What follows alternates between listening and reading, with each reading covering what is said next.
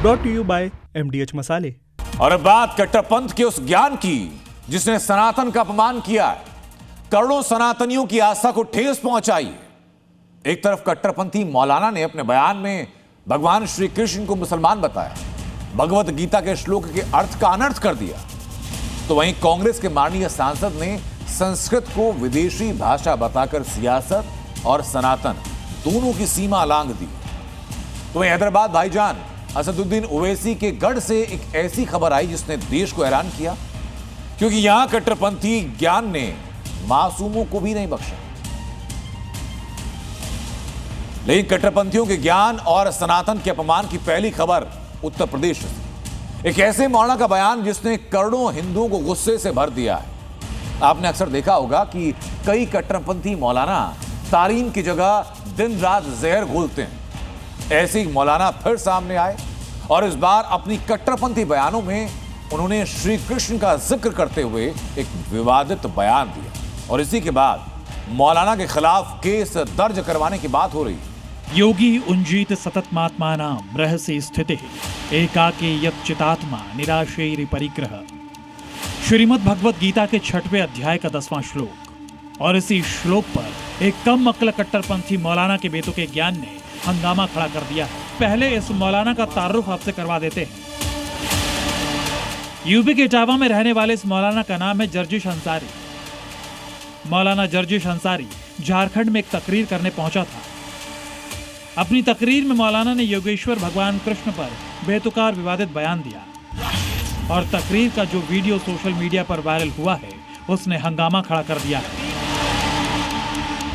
अपने बेतुके तकरीर में मौलाना जर्जिश अंसारी दावा कर रहा है कि भगवान श्री कृष्ण मुसलमान थे, वो 5 वक्त की नमाज पढ़ते थे और दीन का प्रचार करते थे। इतना ही नहीं, ये मौलाना भगवत गीता के एक श्लोक का हवाला देकर अपने दावे को सही साबित करने की कोशिश भी कर रहा है। आप भी सुनिए मौलाना जर्जिश अंसारी का ये विवादित बयान। दरअसल सनातन का शून्य ज्ञान रखने वाले इस मौलाना ने गीता के महाज्ञान की जो कट्टरपंथी परिभाषा बताई है उसे सुनकर किसी का भी खून खौल उठेगा। मौलाना ने श्रीमद् भगवत गीता के 6वें अध्याय के जिस 10वें श्लोक का ऊल जलूल अर्थ बताया है उसका सही अर्थ क्या है वो देखिए। गीता के श्लोक का अर्थ है, योगी को चाहिए कि वो एकांत स्थान में रहकर अकेले अपने मन और इंद्रियों को वश में रखते हुए निरंतर परमात्मा के ध्यान में लगा रहे। उससे इच्छाओं से मुक्त और अनावश्यक संग्रह से रहित होना चाहिए। अपनी तकरीर में सनातन और श्री कृष्ण का अपमान करने के बाद भी मौलाना के बेलगाम और घटिया बोल यहीं नहीं रुके। मौलाना आगे इस्लाम को सबका धर्म बताने लगा, बड़ी बड़ी डींगे हाँकने लगा। देश के करोड़ों सनातनियों के आराध्य और पवित्र श्रीमद् भगवत गीता पर मौलाना के बिगड़े बोलों ने संत समाज और कृष्ण भक्तों को नाराज कर दिया है। कृष्ण नाम जपने वाले संत अब मौलाना की जीभ काट देना चाहते हैं। महंत विष्णुदास के इस कड़े बयान के बाद मामले में तनाव और बढ़ गया है। इतिहासकारों और धार्मिक जानकारों का स्पष्ट कहना है कि सनातन संस्कृति और भगवान श्री कृष्ण का इतिहास हजारों साल पुराना है, जबकि इस्लाम का उदय बहुत बाद में हुआ। ऐसे में इस तरह के दावों का कोई ऐतिहासिक या धार्मिक आधार नहीं है। दरअसल जर्जिश अंसारी विवादों का उस्ताद रहा है। मुसलमानों को बरगलाना, बहकाना, उनके दिमाग में नफरती बीज बोना, उन्हें उकसाना और मजहबी डर दिखाकर आपत्तिजनक बयान देना जर्जिश का पुराना शगल रहा है। इससे पहले वो यूपी में योगी आदित्यनाथ को भी चेतावनी दे चुका है, लेकिन तब यूपी के मुसलमानों ने ही मौलाना को करारा जवाब दिया था। और अब मौलाना जर्जिश श्री कृष्ण पर भड़काऊ बयान देकर अपनी कट्टरपंथी कोशिशों को फिर एक बार हवा देने की फिराक में है। ब्यूरो रिपोर्ट, जी मीडिया। MDH की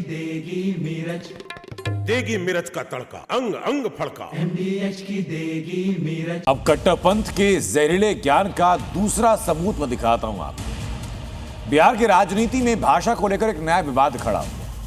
किशनगंज से कांग्रेस से सांसद डॉक्टर मोहम्मद जावेद ने एक बयान दिया और जिसने राजनीतिक और सामाजिक बहस को तेज कर दिया। सांसद के इस बयान के बाद विपक्ष कांग्रेस पर हमलावर है। वहीं संस्कृत के इतिहास को लेकर भी एक बहस छिड़ चुकी है।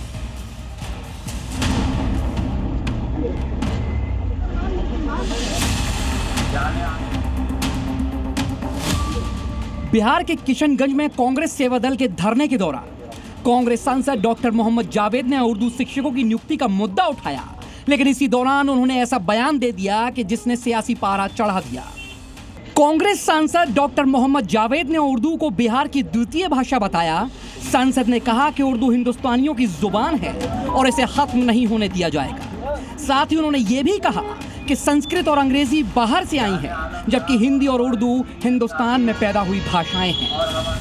बयान सामने आते ही विरोध और प्रतिक्रियाओं का दौर शुरू हो गया। सांसद महोदय राजनीति में उर्दू की पैरोकारी तो कर रहे हैं, लेकिन संस्कृत को विदेशी बताकर उन्होंने इतिहास को ही कटघरे में खड़ा कर दिया। आपको बता दें कि संस्कृत की जड़ें पूरी तरह से भारतीय उपमहाद्वीप में हैं। लगभग 1500 ईसा पूर्व रचे गए ऋग्वेद की मूल भाषा संस्कृत ही है। रामायण, महाभारत और भगवत गीता जैसे महान ग्रंथ इसी देववाणी में लिखे गए। संस्कृत हजारों सालों से भारत के विज्ञान, खगोल शास्त्र और दर्शन का मुख्य आधार रही है। दूसरी तरफ उर्दू की बात करें तो उर्दू का उद्भव 12वीं शताब्दी के आसपास उत्तर भारत, विशेषकर दिल्ली और आसपास के क्षेत्रों में हुआ। यह पूरी तरह से भारतीय उपमहाद्वीप में विकसित हुई और कैंप या छावनी की भाषा कहलाई। यह भाषा स्थानीय खड़ी बोली ब्रज भाषा के साथ अरबी, फारसी और तुर्की के मेल से बनी। उर्दू को बिहार में दूसरी आधिकारिक राजकीय भाषा का दर्जा प्राप्त है। बिहार में उर्दू को दूसरी आधिकारिक भाषा का दर्जा प्राप्त है। सांसद का कहना है कि नई डिग्री कॉलेज में उर्दू विषय को हटाने की कोशिश हो रही है, जिसका वो विरोध कर रहे हैं। हालांकि संस्कृत को विदेशी भाषा बताए जाने वाले बयान पर विवाद लगातार गहराता जा रहा है। साफ है कि भाषाई अस्मिता की लड़ाई अब राजनीतिक रूप ले चुकी है। जहां सांसद उर्दू को बचाने के लिए संस्कृत को विदेशी बताने से भी नहीं चूके, वहीं जानकारों का मानना है कि दोनों ही भाषाएं आज हिंदुस्तान के ताने बाने का अहम हिस्सा हैं। अब देखना होगा कि कांग्रेस अपने सांसद के विवादित बयान पर क्या सफाई देती है। ब्यूरो रिपोर्ट, जी मीडिया। जिन्होंने यूज किया है वो जानते हैं असली हींग का स्वाद। MDH सुपर हींग, शुद्धता का असली तड़का। MDH। एक तरफ जहां कट्टरपंथी मौलाना भगवान का नाम लेकर माहौल खराब करने की कोशिश कर रहे हैं, संस्कृत के इतिहास और गरिमा पर सवाल खड़े कर रहे हैं, तो एक कट्टरपंथी साजिश का खुलासा हैदराबाद में हुआ, जहां बाकायदा स्कूल तक पहुंच गए। हैदराबाद में एक हिंदू बच्चे को कलमा वाला होमवर्क दिया गया तो उसके बाद हंगामा हो गया। बच्चे के स्कूल की डायरी और डायरी में लिखा कि सूरह फातिहा पढ़ें। ये डायरी जो आपकी टीवी स्क्रीन पर है, ये एक दूसरी क्लास में पढ़ने वाले हिंदू बच्चे की डायरी। इस डायरी में जहां बच्चों को होमवर्क दिया जाता है, वहां सब्जेक्ट की जगह पर लिखा है दीनिया, और होमवर्क में हिंदू बच्चे को कलमा पढ़ने को कहा जा रहा है। बाकायदा टीचर ने अपने हाथ से लिखा है और साइन भी किए हैं। ये हैरान कर देने वाला मामला है हैदराबाद का, जहां सैदाबाद के सक्सेस स्कूल में एक होमवर्क को लेकर ऐसा विवाद शुरू हुआ जिसने अब एक बड़े बवाल का रूप ले लिया। हिंदू संगठन पहुंचे, विरोध प्रदर्शन किया और भारी हंगामा हो गया। बताया जा रहा है कि विवाद की शुरुआत तब हुई जब दूसरी कक्षा में पढ़ने वाले एक मासूम हिंदू छात्र को स्कूल मैनेजमेंट की तरफ से कथित तौर पर कलमा याद करने का टास्क दिया गया। इतना ही नहीं, छात्र से इसे क्लास में सुनाने के लिए भी कहा गया। जब मासूम ने घर जाकर ये बात अपने माता पिता को बताई तो उनके पैरों तले जमीन खिसक गई। बच्चे को धार्मिक होमवर्क मिला तो नाराज माता पिता फौरन स्कूल पहुंचे और मैनेजमेंट को आड़े हाथों लिया। परिजनों ने स्कूल के अधिकारियों से सीधा सवाल किया कि आखिर एक गैर मुस्लिम बच्चे पर इस तरह की धार्मिक शिक्षा क्यों और किस हैसियत से थोपी जा रही है। परिजनों का साफ आरोप है कि यह बच्चों के ब्रेन वॉश और जबरन धार्मिक प्रभाव में लेने की कोशिश है। फिलहाल इस मामले में स्कूल प्रबंधन की ओर से कोई आधिकारिक बयान सामने नहीं आया है, लेकिन इस मामले ने एक बार फिर स्कूलों में कट्टरपंथी साजिश का बड़ा खेल सामने लाकर रख दिया है। ब्यूरो रिपोर्ट, जी मीडिया। अब छोलिया हो या लोबिया, सफेद चने या काले चने, सब कुछ मजेदार बने। अयोध्या के राम मंदिर को से लेकर के देश के कई बड़े मंदिरों में चढ़ावा चोरी, दान चोरी को लेकर विवाद हुआ और हरिद्वार के प्रसिद्ध सिद्धपीठ मां मनसा देवी मंदिर ट्रस्ट ने बेहद कड़ा फैसला लिया। मनसा देवी मंदिर में अब ड्रेस कोड लागू कर दिया गया, जिसके तहत मंदिर के पुजारियों और सेवादारों को बिना जेब वाला कुर्ता पहनना होगा।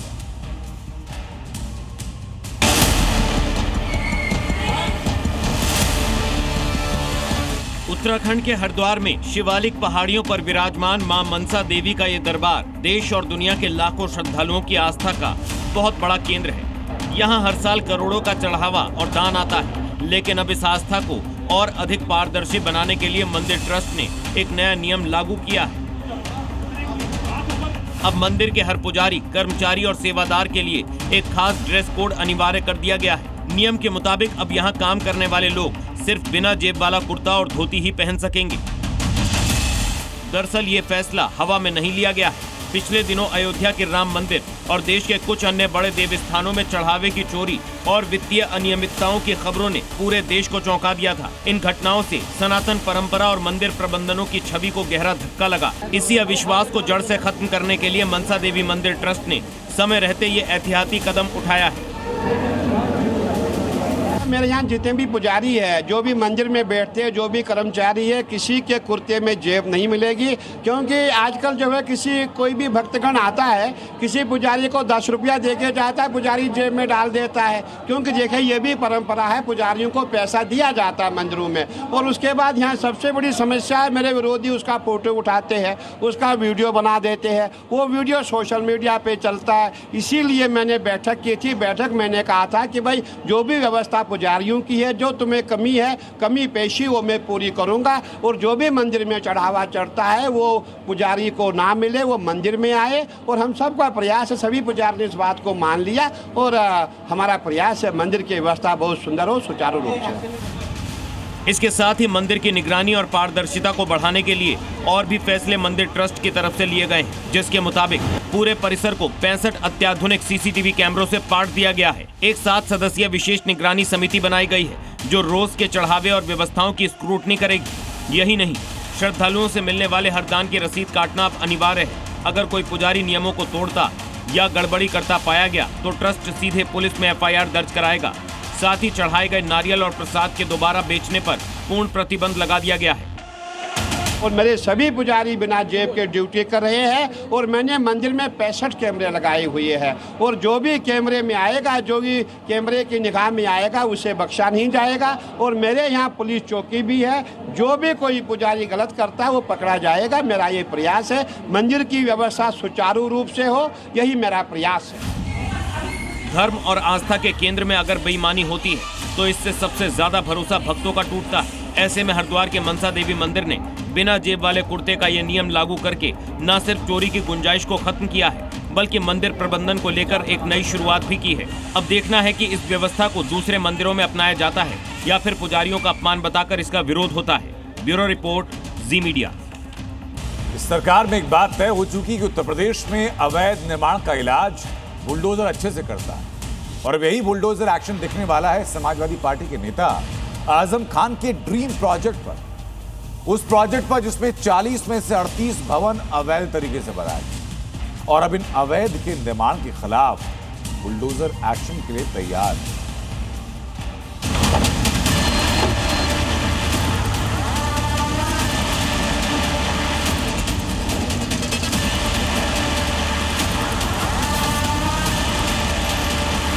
जो कहीं भी सिर उठाता है तो यूपी का बुलडोजर उनकी हड्डी पसली को उस हाईवे बनाने में उपयोग कर देता है। यूपी में अवैध इमारतों का अंजाम क्या होता है ये सीएम योगी बार बार बता चुके हैं। बाबा के बुलडोजर ऐसी सैकड़ों अवैध इमारतों को जमींदोज भी कर चुके हैं। और अब ऐसा ही एक्शन का खतरा समाजवादी पार्टी नेता और यूपी के पूर्व मंत्री आजम खान की जौहर यूनिवर्सिटी पर मंडरा रहा है, जिसे आजम खान ने एसपी सरकार के दौरान एक ड्रीम प्रोजेक्ट की तरह तैयार किया था। मगर योगी राज में जौहर यूनिवर्सिटी पर जिला प्रशासन का शिकंजा कस गया है, क्योंकि अब आजम खान की जौहर यूनिवर्सिटी पर बुलडोजर चलने वाला है। यूनिवर्सिटी के 38 भवनों को नोटिस दिया जा चुका है। रामपुर नगर निगम के मुताबिक यूनिवर्सिटी में 82,309 वर्ग मीटर का अवैध निर्माण है और यूनिवर्सिटी के 38 ब्लॉक्स में बिना नक्शा पास कराए निर्माण कराया गया था। जौहर विश्वविद्यालय का भवन का निर्माण ग्राम सिंगनखेड़ा में हुआ है, जो आरडीए के क्षेत्र के अंतर्गत आता है। ये जांच में ये ज्ञात हुआ था कि वहाँ पे जो भवन निर्माण हुआ है वो बिना अनुमति के हुआ है। शेष 38 जो भवन है बिना मानचित्र स्वीकृत कराए बनाए गए थे। इस प्रकार से इसको अवैध निर्माण पाया गया और उसके ध्वस्तीकरण का आदेश आज पारित कर दिया गया है। इसके लिए आरडीए ने 28 जून को नोटिस जारी किया था, लेकिन यूनिवर्सिटी ने 14 दिनों में भवनों के निर्माण का कोई साक्ष्य या परमिशन नहीं दिखाया, जिसके बाद अब बुलडोजर कार्रवाई की जाएगी, जिसका आदेश पारित किया जा चुका है। लेकिन इन सब के बाद भी यूनिवर्सिटी के बहाने अवैध इमारतों पर कुंडली मारकर बैठे आजम खान के गुर्गों की हेकड़ी कम नहीं हुई है। आजम खान के इस अवैध निर्माण पर जी न्यूज के सीधे सवालों ने यूनिवर्सिटी के वाइस चांसलर जहीरुद्दीन को इतना परेशान किया कि वो सीधे सिक्योरिटी गार्ड को बुलाने की धमकी देने लगे। अवैध रूप से कैसे बन गया? अवैध ये कुछ नहीं, ये बताएगी कोर्ट आपको। मेरे पास कोई जवाब नहीं है देने के लिए। कोर्ट आप लोग जा रहे हैं, अगला स्टेप बिल्कुल नहीं बोलूंगा। आप मेरे हलक में अपना क्वेश्चन डाल के आंसर मत निकलवाइए मुझसे प्लीज। अब नाराज क्यों होते? सवाल मैं लॉ फैकल्टी का डीन चेयरमैन मैं रह चुका हूँ, मैं जानता हूँ कौन है। मैं प्रेस काउंसिल ऑफ इंडिया को शिकायत कर दूंगा अभी आपको। नाराजगी क्यों? नाराज इसके लिए जब मैं आपका जवाबदेही तो बनती नहीं दे सकता। क्या सिक्योरिटी वालों को बुलाऊं फिर अभी? दरअसल ये पूरा गड़बड़झाला यूपी में समाजवादी पार्टी के शासनकाल में हुआ। यूनिवर्सिटी को संचालित करने वाला मौलाना मोहम्मद अली जौहर ट्रस्ट समाजवादी पार्टी नेता आजम खान का है। यूनिवर्सिटी की सचिव आजम खान की पत्नी तजीन फातिमा है। आरोप है कि तजीन फातिमा ने 16 जून 2016 में जब नक्शे पास कराए थे तो उसमें केवल मेडिकल भवन और एकेडमिक डॉग का भवन शामिल था। उन नक्शों में कहीं भी इन 38 भवनों का नाम नहीं था जो मोहम्मद अली जौहर यूनिवर्सिटी में बने हुए हैं। लेकिन योगी प्रशासन की नजर जब यूनिवर्सिटी के अंदर हुए अवैध निर्माणों पर पड़ी तो नोटिस जारी हुआ और अब इसे हटाने की कवायद शुरू होने वाली है। साथ ही एक और झटका दिया गया है। यूनिवर्सिटी परिसर के अंदर से गुजरने वाली सड़क को सार्वजनिक रास्ता घोषित कर दिया गया है। ये पीडब्ल्यूडी की करीब 3.5 किलोमीटर लंबी सड़क का है। यहाँ पर पीडब्ल्यूडी ने अपना बोर्ड लगाकर साफ संदेश दे दिया है कि ये रास्ता किसी की जागीर नहीं बल्कि जनता का हक है। इससे पहले इनकम टैक्स विभाग पहले ही यूनिवर्सिटी के ट्रस्ट के वित्तीय लेन देन में गड़बड़ियों को लेकर नोटिस जारी कर चुका है और अब अगर खुद यूनिवर्सिटी ने इन अवैध निर्माणों को नहीं हटाया तो बुलडोजर ऐसा जौहर दिखाएगा कि अवैध का पूरा नामो निशान मिट जाएगा। रामपुर से राजू राज के साथ ब्यूरो रिपोर्ट, जी मीडिया। लेकिन जो बुलडोजर मॉडल का जिक्र पहले किया, ये मॉडल सिर्फ उत्तर प्रदेश तक सीमित नहीं है। हरियाणा से लेकर पाकिस्तान बॉर्डर तक इसकी धमक है। एक एक अवैध कब्जे को जमींदोज किया जा रहा है, चाहे वो धार्मिक स्थल हो या फिर कोई ढांचा हो। जो भी अवैध है उसे बुलडोजर खत्म कर रहा है। ये रिपोर्ट जरा देखिए।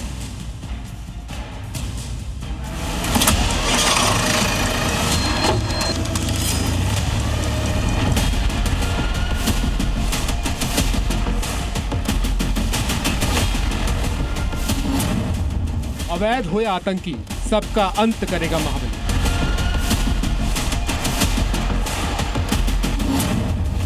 Operation clean UP to Rajasthan via Haryana. Haryana हो या राजस्थान का भारत पाकिस्तान बॉर्डर, हर जगह योगी का बुलडोजर मॉडल हिट चल रहा है। जैसे यूपी में महाबली ने अवैध मदरसा, मस्जिद, मजार, ईदगाह को मिट्टी में मिला रहा है, वैसे ही जैसलमेर में भी पीले पंजे ने अवैध मदरसे को जमींदोज कर दिया। जैसलमेर में भारत पाकिस्तान सीमा के पास ऑपरेशन क्लीन नॉन स्टॉप जारी है। सुरक्षा के लिहाज से अहम बॉर्डर के आसपास एक एक अवैध ढांचे को ध्वस्त किया जा रहा है। इस दौरान बॉर्डर से महज 20 किलोमीटर दूर अवैध मदरसे को भी जमींदोज कर दिया गया। बुलडोजर ने सबसे पहले अवैध मदरसे की छत पर प्रहार किया, फिर मदरसे की दीवार तोड़ी और देखते ही देखते अवैध मदरसे की ईंट से ईंट बच गई। ये मदरसा 2 बीघा सरकारी जमीन पर कब्जा कर बनाया गया था। इसको लेकर हाईकोर्ट में याचिका भी दाखिल थी, लेकिन कब्जा गैंग के सभी याचिकाएं खारिज हुई। इसके बाद बुलडोजर ने मोर्चा संभाला और पूरे मदरसे को मिट्टी में मिला दिया। दरअसल भारत पाकिस्तान अंतर्राष्ट्रीय बॉर्डर से सटे इलाकों से अवैध अतिक्रमण का सफाया किया जाता है। यहाँ से अक्सर पाकिस्तानी आतंकी घुसपैठ की कोशिश करते हैं। सीमा पार से कई बार ड्रोन के जरिए ड्रग्स और हथियार भेजे जाने के मामले सामने आ चुके हैं। यही वजह है कि यहाँ पर अब तक दर्जन से ज्यादा अवैध ढांचे गिराए जा चुके हैं, जबकि 50 को नोटिस जारी किया गया। उधर यूपी के फतेहपुर में भी बुलडोजर एक्शन हुआ।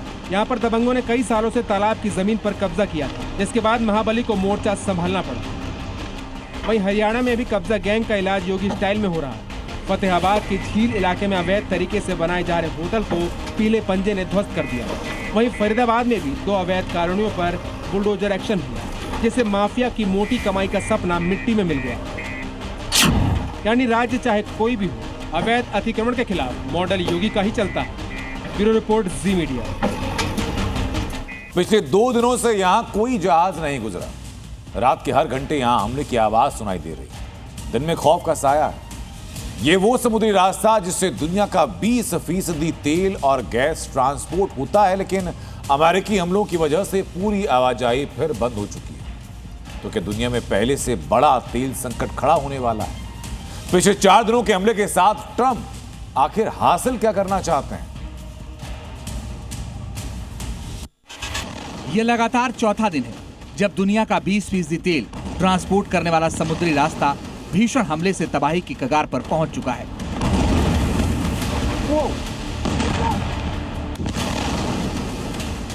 बुधवार की रात जिस स्केल पर अमेरिकी सेना ने हॉर्मुज के ठिकानों पर अटैक किया, वो इस क्षेत्र में सबसे बड़ा हमला है।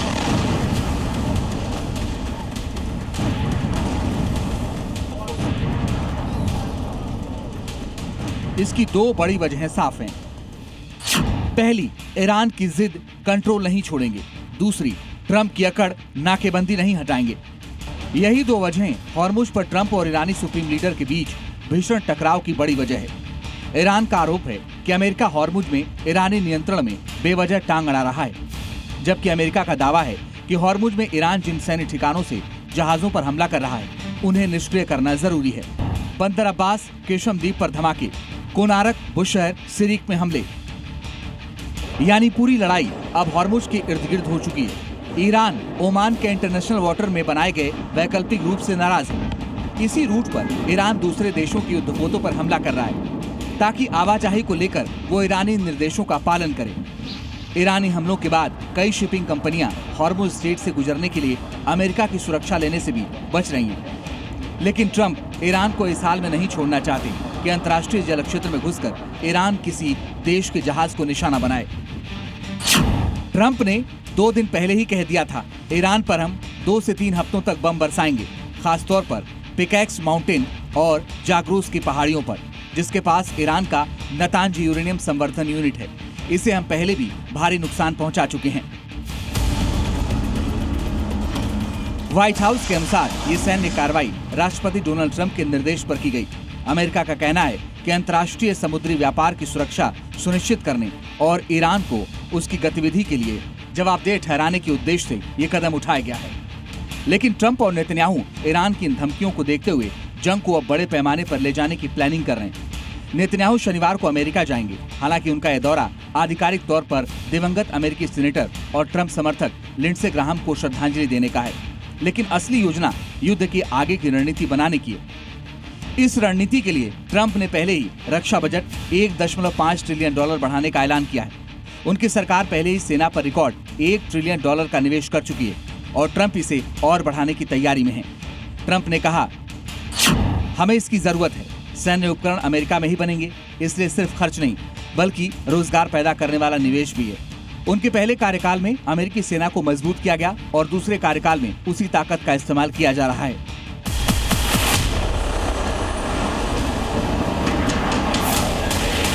ट्रंप की इस रणनीति का जवाब ईरान ने यह कहते हुए दिया कि अभी तो उसने ऑपरेशन नस्र का दूसरा चरण ही शुरू किया है। अगले चरण में हमले सिर्फ अमेरिका के सहयोगियों तक नहीं बल्कि अमेरिका के शहरों तक होंगे। इससे आप अंदाजा लगा सकते हैं दुनिया के चौथे महायुद्ध की बुनियाद कैसे हर हमले के साथ मजबूत हो रही है। ब्यूरो रिपोर्ट, जी मीडिया। उधर पाकिस्तान के कब्जे वाले कश्मीर में मुनीर और उसकी सेना के खिलाफ विद्रोह तेज हो गया। पीओके किसी भी वक्त पाकिस्तान के चंगुल से आजाद हो सकता है, क्योंकि अब पीओके का बच्चा बच्चा सड़कों पर है और मुनीर को चैलेंज कर रहा है। मासूम बच्चियों की दहाड़, मुनीर की साजिश दोफार। ये पाकिस्तान के कब्जे वाले कश्मीर की आजादी के लिए ऐलान जंग है, जिसमें बच्चा बच्चा मुनीर के अंत की कसम खाकर सड़क पर उतर चुका है। पीओजेके की सड़कों पर चारों तरफ जनसैलाब है।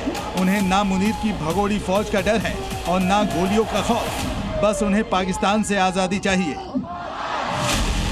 जिसके लिए पीओजेके के युवा, बुजुर्ग, महिला, यहाँ तक कि आजादी के लिए बच्चियां भी जान कुर्बान को तैयार हैं।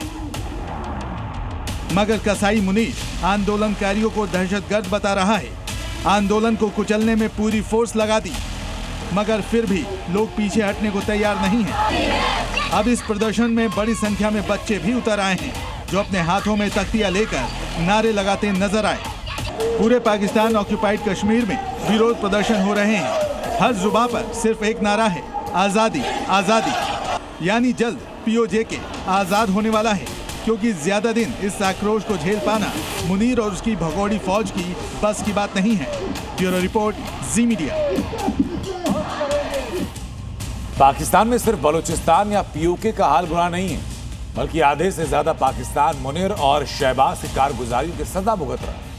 हालत यह कि पाकिस्तान में पेट्रोल से ज्यादा आटा महंगा हो चुका है। पाकिस्तान में पेट्रोल 371 रुपए बिक रहा है।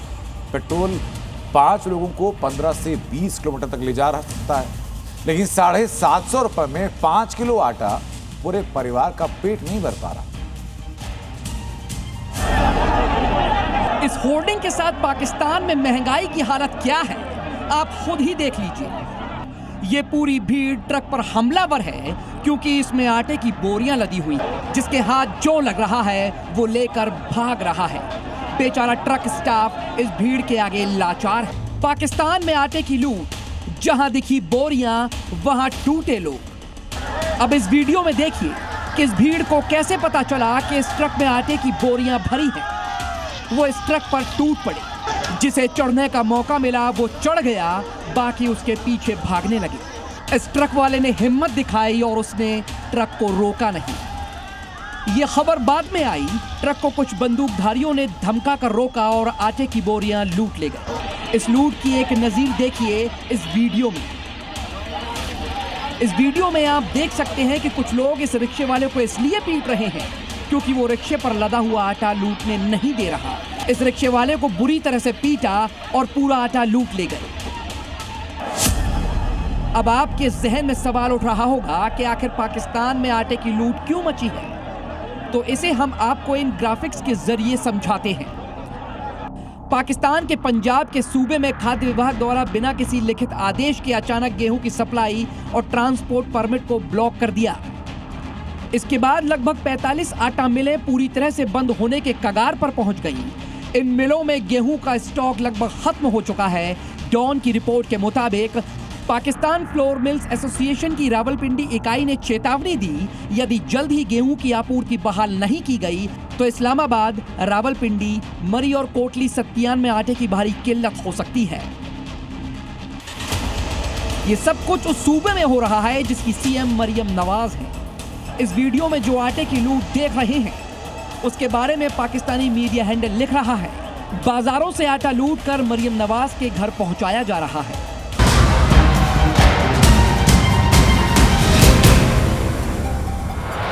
Brought to you by MDH मसाले।